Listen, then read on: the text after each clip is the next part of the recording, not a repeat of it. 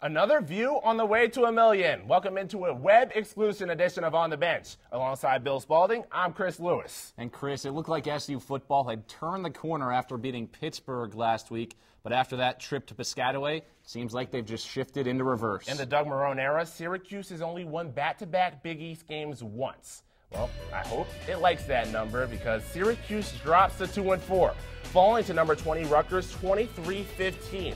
A nightmarish second half for the Orange. After being tied at 7 at the end of the first half, the 'Cuse committed 4 turnovers in half number 2. A turning point was a third-quarter Ross Krautman field goal that was blocked in return for a Scarlet Knights touchdown. Instead of SU going up by 3, the team was down by 7. Kasim Green made sure the Jersey squad stayed on top.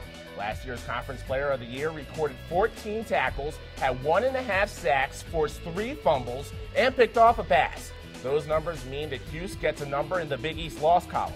CitrusTV's Ted Goldberg explains the frustrations.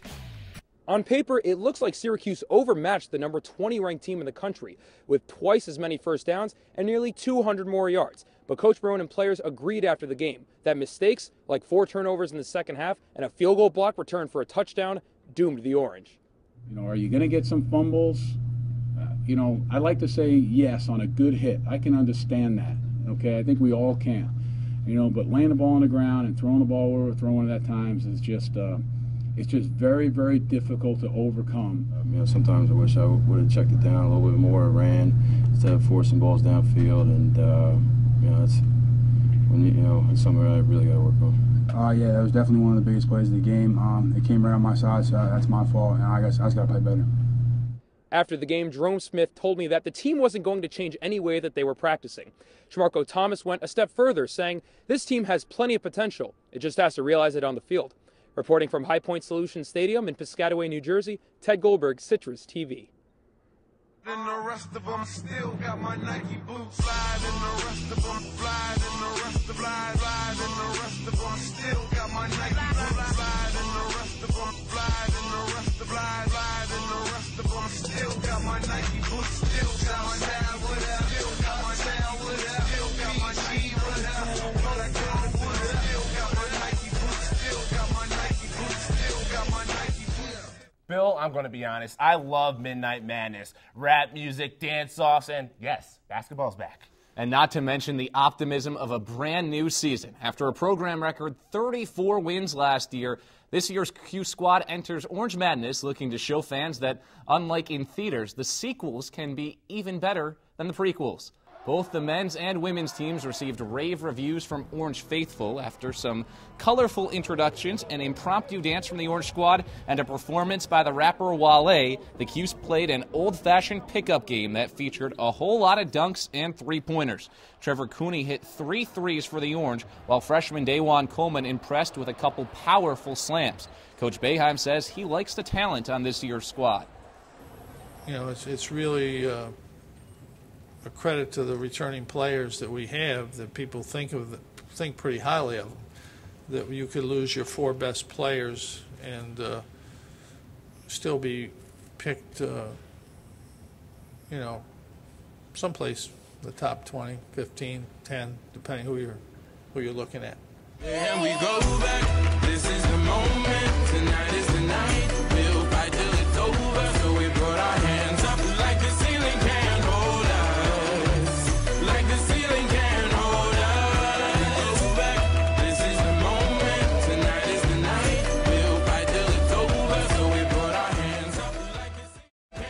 Those were some of the sights from the Alumni Classic, but Bill, to me, the main sight, those old school were supposed to be the old players' jerseys. I mean, you can't really get less old school than what they look like. Yeah, you might not be a fan of the jerseys, but you got to be a fan of who's in those jerseys, Chris. Boatloads of All-Americans, tons of national championships to spread around, and they were able to put on a good show inside the dome. Yeah, but none of them could find a good fashion designer?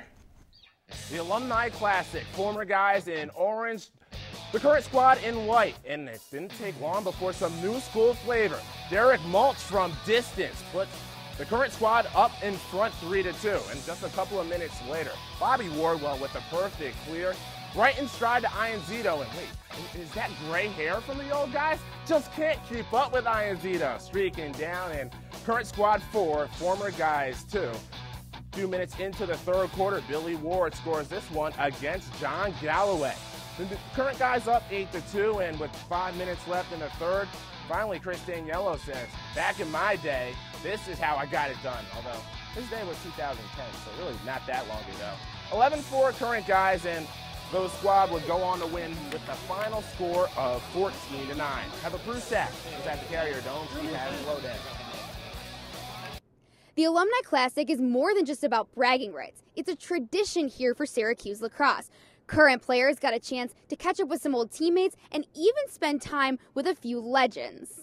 It's somehow you feel like you're like 30, even though it has been only 2 years. But it was a great experience out there. I think I'm more or less excited just about the progression the team is making, and I was just excited to be out there with some familiar faces from a few years back. Yeah, it was a lot of fun to be back and to get out there, get a couple close friends, and it was great to meet some of the older guys, which I haven't met yet, but it was great to meet those guys and to face a couple of former teammates. You saw it today when we were walking after we finished the game. Everyone was giving hugs, and it's just been amazing here, and a great opportunity in my past 3 years so far, and those guys have been so good to me, and it's a great experience. This SU family is always growing. Current players like Brian McGill and Derek Maltz said when they graduate, they always want to be a part of the Syracuse lacrosse program. Reporting from the Carrier Dome, Heather Prusak, Citrus TV. If you're going to party like it's 1999, Tampa's probably the place to go. Syracuse men's soccer off to its best start since that year and took on USF over the weekend. It's not right that the Cuses lost 4 straight against South Florida. Then again, it's not right that they call it South Florida when Tampa's in Central Florida. So for that reason alone, the Bulls fell to the Orange 1-0. Or it might have had something to do with Louis Clark scoring the only goal of the game. He has one goal, his only goal of the season, and also gives some love to Alex Bono's shutout. He was named Big East Netminder of the Week. He now has 7 shutouts. For a local high school to have one goalie destined to play Division I soccer is pretty rare. But to have 2 goalies from the same team each make it to the Division I level is almost unheard of. Well, it's happened here at SU, where Orange goalies Alex Bono and Andrew Coughlin have reunited on the Hill after playing for C.W. Baker High School in nearby Baldwinsville. Caleb Lamb fills us in on their similar paths to Orange. Freshman Alex Bono has been the starting goalie for the SU soccer team, while sophomore Andrew Coughlin has seen action in 3 games so far. Both goalies say that rather than a tense fight for playing time, they have a more friendly rivalry. We do pretty well with balancing it off. Once we step over the line, it's competition. We're off for each other's heads, but we're working for playing time. And once we step off, it's just we leave it all on the field. We both know that any given day could change. He could be playing, I could be playing, so it's no hard feelings in that. It's just fun. If these two sound less like rivals and more like friends who are used to competing against each other, that's no coincidence. Both Coughlin and Bono went to high school together and played on the same club team. Their high school coach, Tim Skimaker, says their battle for playing time helped raise the level of the rest of his squad. The other guys saw that too, that competition, and that carries over to everybody. When you see your best players working that hard, that carries over to everybody. So we always have really, really hard-working teams. Coughlin and Bono aren't the only local talents to be recruited recently. Coach McIntyre and his staff also brought in freshmen Stefanos Stamilakatos and Ben Raymond, part of a larger plan by the Orange to keep local Central New York talent playing close to home. Obviously, they're very proud Syracuse University supporters. They've got pretty orange wardrobes before they turned up here. So what we're trying to do is keep our best talent at home. And with both Andrew and Alex, we've done that. So we're very excited that we have 2 quality goalkeepers in our program. Fans are hoping to see the local talent lead the Orange to its first postseason berth under Coach McIntyre. And they won't mind whether it's Bono or Coughlin who gets them there. Caleb Lamb, Citrus TV. The SU field hockey team suffered loss number 1 Thursday against UMass. The perfection run ends on the 13th game, but everybody chill. It's still the second best start ever for the Orange, and Syracuse got right back to the usual 3 days later. SU tops number 13 Stanford 4-1. It's a milestone win for Coach Ange Bradley. The 6-year leader captures victory number 100 as a member of the Orange. She's already the program's all-time winningest field hockey coach, but here's some perspective on how she stacks up with coaches from other Syracuse sports. It took women's basketball coach Quentin Hillsman 165 games to win 100. Coach Desko, 133 games. Ains Bradley has done it with just 123, second fastest behind only Jim Boeheim.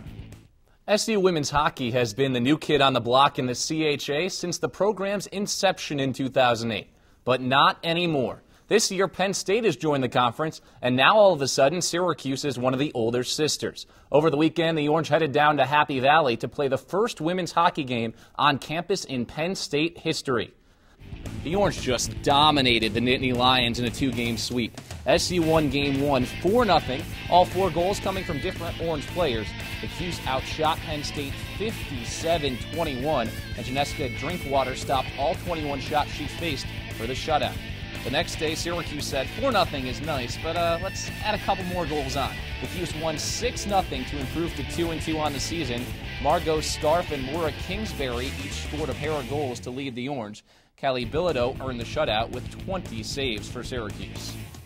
So the SU women's hockey team with 2 shutouts. The SU field hockey team, 8 shutouts so far this season, and now we're shut down on OTB. Well, before you turn us off, be sure to follow us on Twitter at CitrusTV Sports. Also, check out our Facebook page, and you can even find us on Instagram with your newfangled technology. For Chris Lewis, this is Bill Spaulding signing off. Have a great night.